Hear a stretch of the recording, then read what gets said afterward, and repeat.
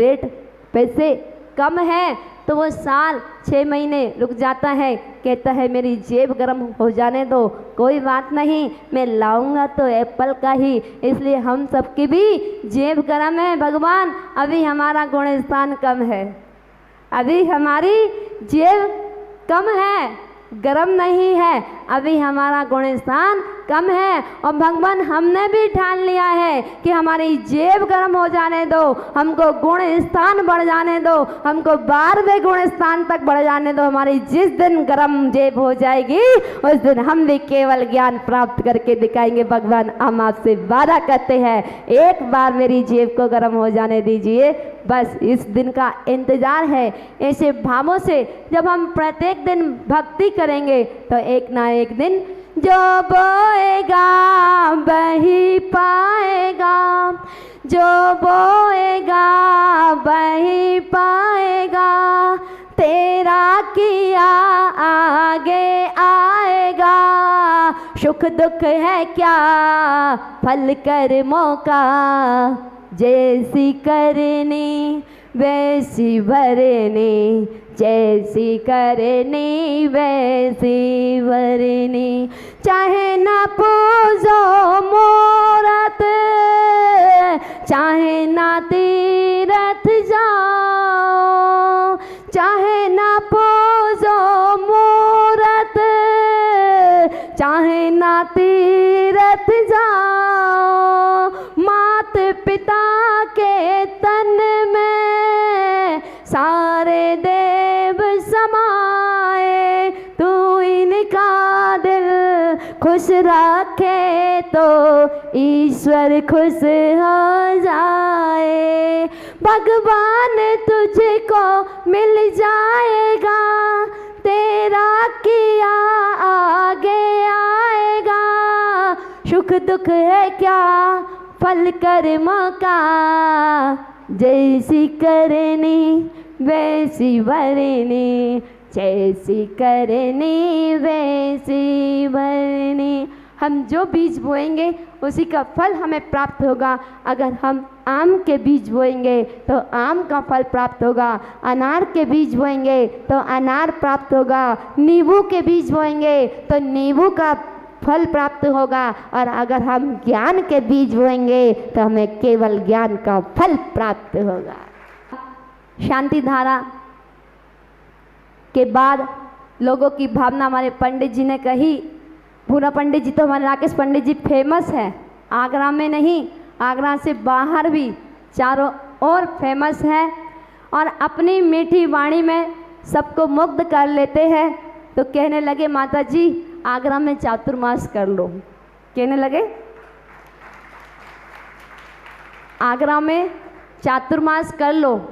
तो हमने बोला कि आपको लिफाफा मिलता है क्या, हर जगह की सिफारिश लगाते हो, आप जहाँ पहुँच जाते हो वही की सिफारिश लगाते हो। जब ग्वालियर में थे तो कहते थे कि माताजी पदम भैया की बहुत तीव्र भावना है, आप एक बार लोहा मंडी ग्वालियर में चातुर्मास कर लो।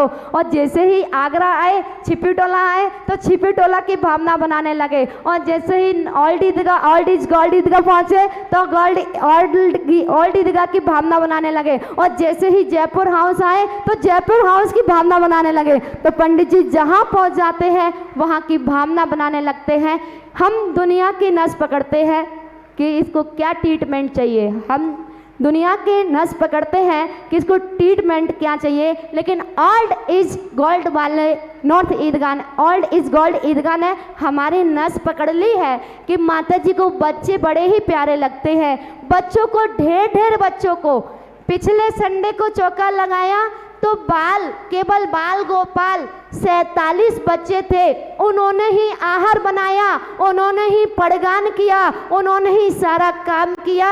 8 साल से लेकर के अनमैरिड के 47 बच्चे थे। और जब अभी ये 14 तारीख को संडे आया, इसको पत्तल गली में ओल्ड ईदगाह से आने के बाद पत्तल गली में पता नहीं कहाँ से बच्चों को लेकर के आए थे। 70+ बच्चों ने आकर के चौका लगाया, पड़गान किया, खुद ने ही बनाया।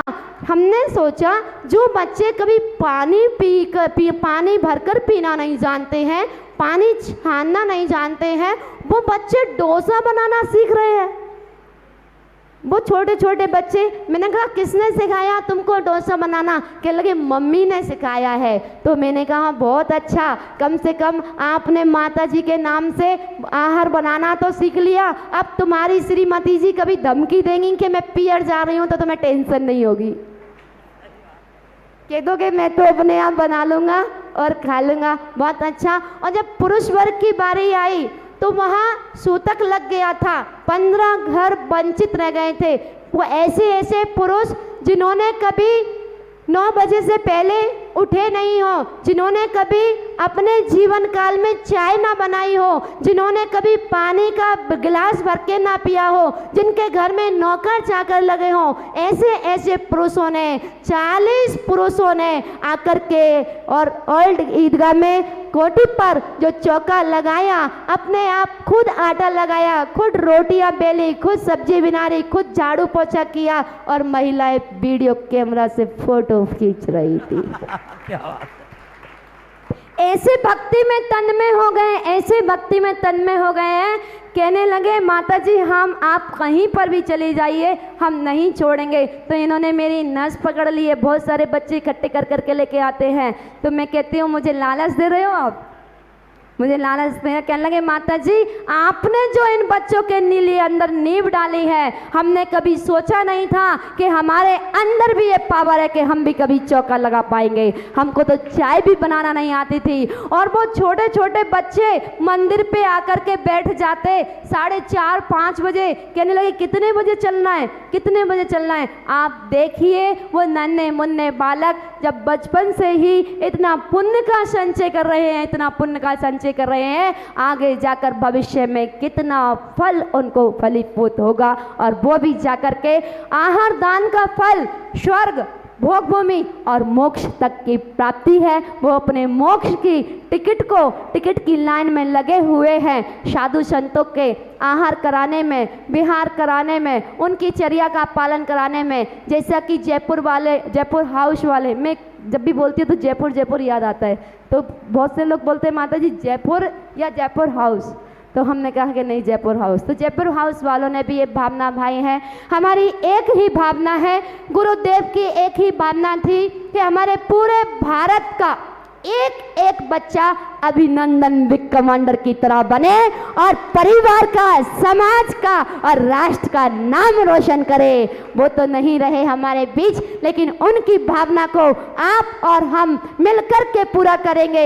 हर एक शहर में, हर एक नगर में, हर एक महानगर में अभिनंदन बिग कमांडर को ढूंढने का प्रयास करेंगे। ये जो 70 बच्चे आहार दे रहे हैं, 100 बच्चे मिलकर के आहार दे रहे हैं, इन्हीं बच्चों में से कोई ना कोई अभिनंदन बिग कमांडर की तरह और परिवार का, देश का, राष्ट्र का, समाज का गौरव बनेगा। हमें उन बच्चों को ढूंढना है, क्योंकि हमने तो बहुत धर्म कर लिया, हमने तो बहुत धर्म कर लिया। अब हमारे इन बच्चों की बारी है।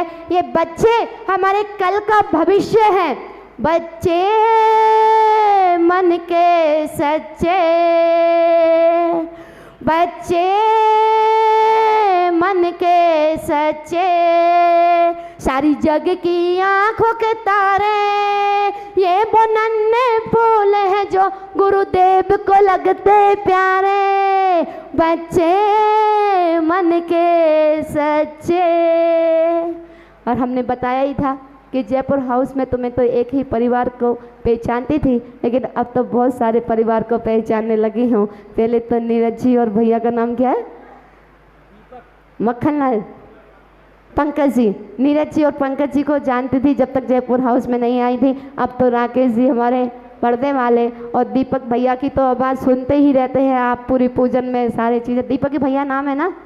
हाँ, बहुत अच्छी आपकी टीम और बहुत अच्छा जो आपने माहौल बना रखा है। आज जो सिद्ध चक्र महामंडल विधान को लेकर के बोलियां भी लगी हैं और अभी 25 तारीख से 2 जुलाई तक सिद्ध चक्र महामंडल विधान होने जा रहा है। पंडित जी ने कहा माता जी का सानिध्य ले लो। हमने कहा मत फंसना भैया, 8 दिन के लिए फंस गए तो 5 महीने और फंस जाओगे, तो फंसना नहीं। 5 इस बार तो 4.5 महीने का चातुर्मास है।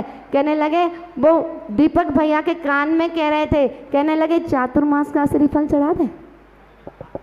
ऐसा कान में कह रहे थे कि चातुर्मास का श्रीफल चढ़ा दे। तो दीपक भैया खुश हो गए, कहने लगे चढ़ाओ ना। तो फिर मिल करके चातुर्मास का भी श्रीफल चढ़ाया। पता नहीं दाने दाने पर खाने वाले का नाम लिखा होता है, चातुर्मास कहाँ होगा अभी तो हमें भी नहीं पता है। लेकिन ये सब, चाहे वो जयपुर हाउस हो, चाहे वो पत्तल गली हो, चाहे ओल्ड इज गोल्ड ईदगाह हो, चाहे नॉर्थ ईदगाह हो, चाहे शालीमार बाग हो, जितने भी, चाहे हाथरस वाले भी खड़े हैं, मुझे लगता है हाथरस वाले जिनकी बदौलत हमें आगरा आने का बना, वो हाथरस वालों के ऊपर ही बना था।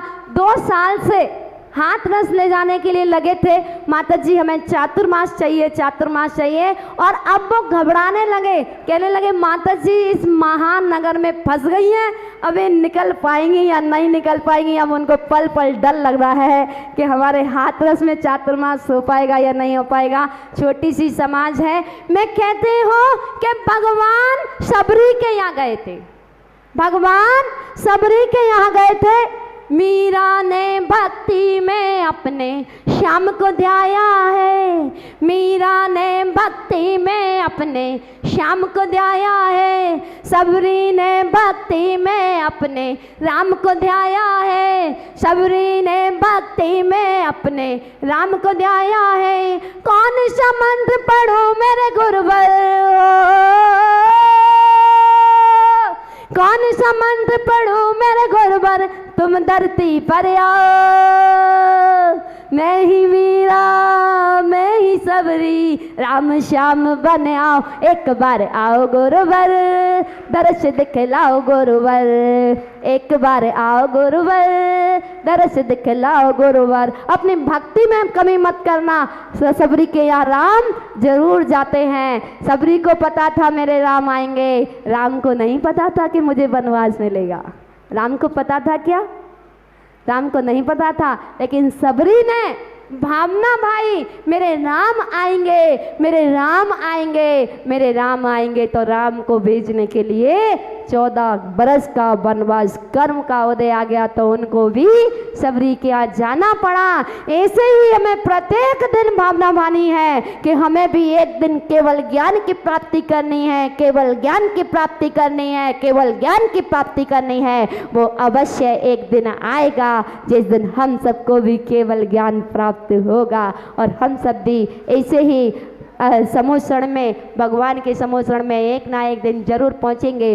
जो इंसान जैसी भावना भाता है उसको वैसा ही फल प्राप्त होता है। तो यहाँ पे नॉर्थ ओल्ड ईदगाह, अब तो ओल्ड ईदगाह वालों से कहते हैं ओल्ड ईदगाह, तो कहते हैं नहीं ओल्ड नहीं गोल्ड ईदगाह। ये जब भी हम गए थे तो कहते थे ओल्ड ईदगाह, ओल्ड ईदगाह, ओल्ड ईदगाह। तो हमने कहा आपने 21 दिन में इतना सुंदर पंच कल्याण करके दिखाया, इतनी सुंदर भगवान, इतनी सुंदर वेदी, आप ओल्ड ओल्ड ओल्ड कहते हो, आप तो गोल्ड हो, आप तो गोल्ड ईदगाह हो जिन्होंने 17 ना अच्छा सुंदर प्रोग्राम करके दिखाया। तो आप कहते हैं माता जी ओल्ड नहीं गोल्ड बोलो। अब हर कोई कहता है ओल्ड नहीं गोल्ड बोलो।